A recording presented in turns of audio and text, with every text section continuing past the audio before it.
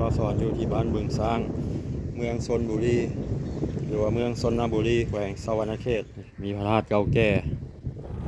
หรือว่าเป็นบ้านใหญ่อยู่ในเมืองชนเลยบ้านบึงสร้างนี่เนาะดอกจานกำลังบานพี่น้องบ้านเชียงโฮมเพิ่นเฮ็ดนาแซงหรือว่าน้ำปัง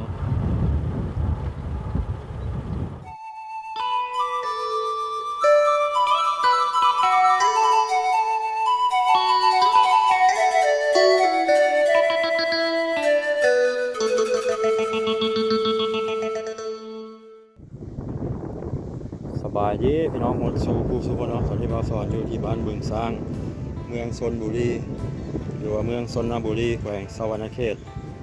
ยินดีพาพี่น้องเข้ามาเลาะมาเที่ยวเนาะชนบทลาวทางเมืองชนเลยบึงสร้างก็ถือว่าเป็นบ้านใหญ่บ้านดังอยู่ในเมืองชนเนาะห่างจากตัวเมืองประมาณ 3-4 กิโลเมตรนี่แหละบึงสร้างเป็นบึงใหญ่มีประวัติความเป็นมาเนาะ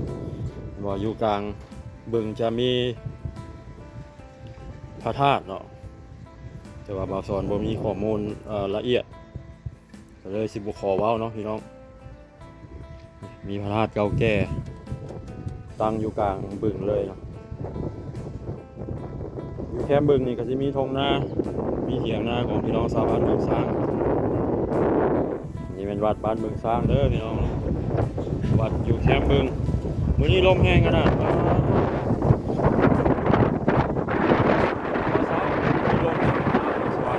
ลมจะพายทางไหนเลาะเที่ยวเบิ่งบรรยากาศภายในบ้านบึงสร้างจักหน่อยพี่น้องถือว่าเป็นบ้านใหญ่อยู่ในเมืองชนเลยบ้านบึงสร้างนี่เนาะอยู่ห่างจากตัวเมืองประมาณ 3-4 กิโลเมตร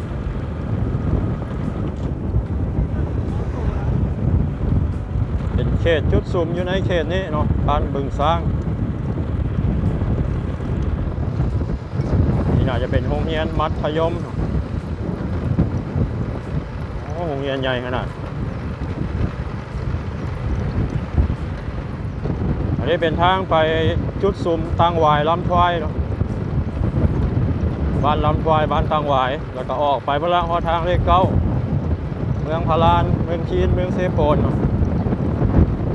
แต่ว่าสิเป็นทางดินแดงสิพาพี่น้องไปเบิ่งบึงสร้าง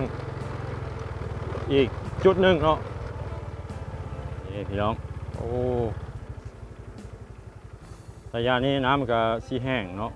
ปกติน้ำบ่แห้งเด้อพี่น้องเนาะบ่เคยแห้งน้ำอยู่นี่มีน้ำตลอดปีแต่ว่ายามฝนน้ำก็สิท่วมฮอดแถวนี้แหละนะหนองนี้ก็สิมีนกย่างเด้อพี่น้องนกย่างขาวลายใช่ไหมมันมาบินลอยบริเวณบึงแห่งนี้เนาะแล้วก็สิมีงัวมีควายของพี่น้องชาวบ้านบึงสร้างเนาะ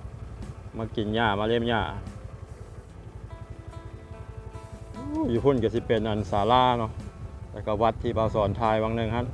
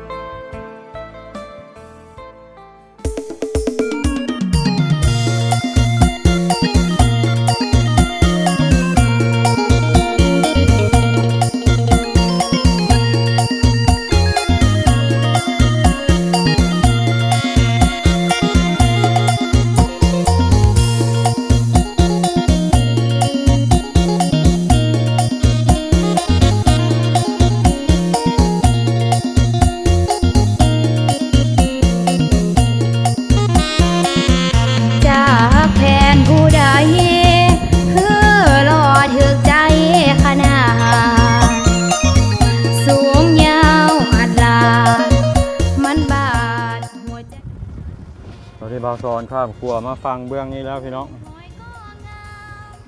เป็นบ้านอีกบ้านหนึ่งเนาะฟังทางหลังบ่าวสอนเนี่ยเป็นบ้านบึงสร้างดอกจานกำลังบาน ระยะนี้ดอกจานบานหลายพี่น้องเลยฟังเบื้องนี่เป็นบ้านเสียงโฮม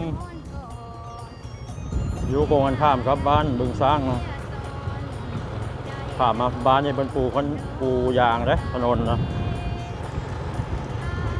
พี่น้องบ้านเสียงโฮมเพิ่นเฮ็ดนาแซงหรือว่าน้ำปังเข้ากำลังงามได้น้ำเซสร้างซอยขึ้นมาเนาะน้ำมืดพี่น้อง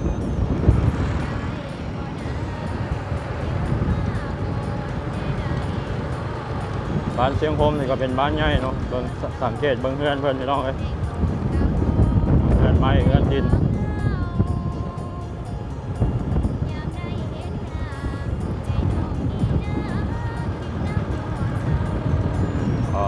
เฮือนทางหน้านี่แห่งสุดยอดเฮือนทรงลาวพี่น้องเนี่ยเป็นเฮือนไม้ทั้งหมดเลย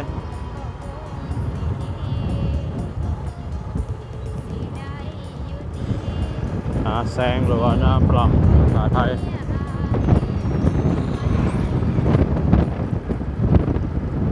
น้องบ่ได้หวังไปยาสิกะฮู้อยู่ดอกกะเลยเว้าหยอกดินแก้มพวงจริงลางเถื่อเมียอายใจดียกให้ฟรีๆก็มีดอกว่า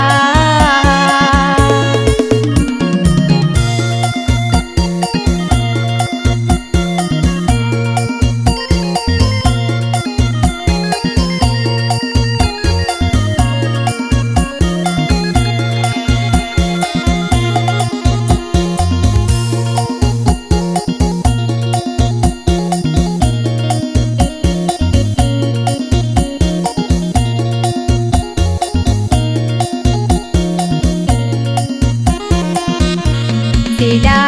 บ่นะยืมมากอดแน่ได้บ่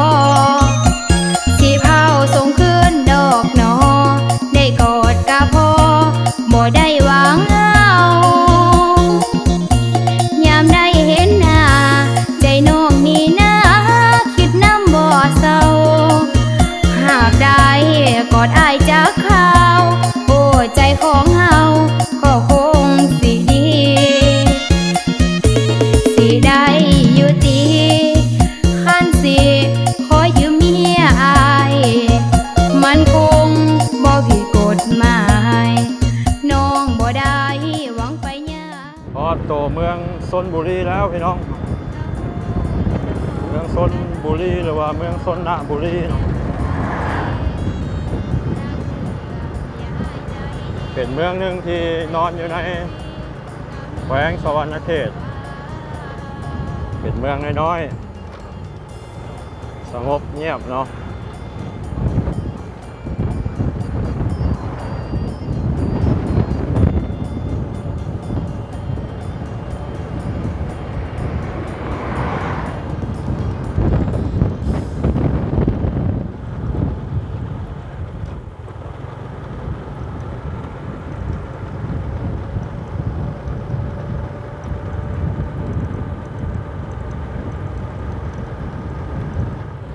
โซนนี้จะเป็นโซนการค้าเนาะโซนตลาดห้างห้านจะหลายก็มีสถานีขนส่งไปสวรรณเขตไปจำพร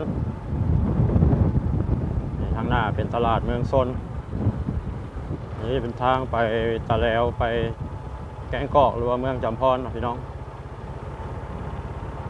จากนี้ไปก็ประมาณ10-45 กิโลเมตรบ่ได้ไกลนะถนนหนทางดีเพิ่นปูยางแล้วพี่น้อง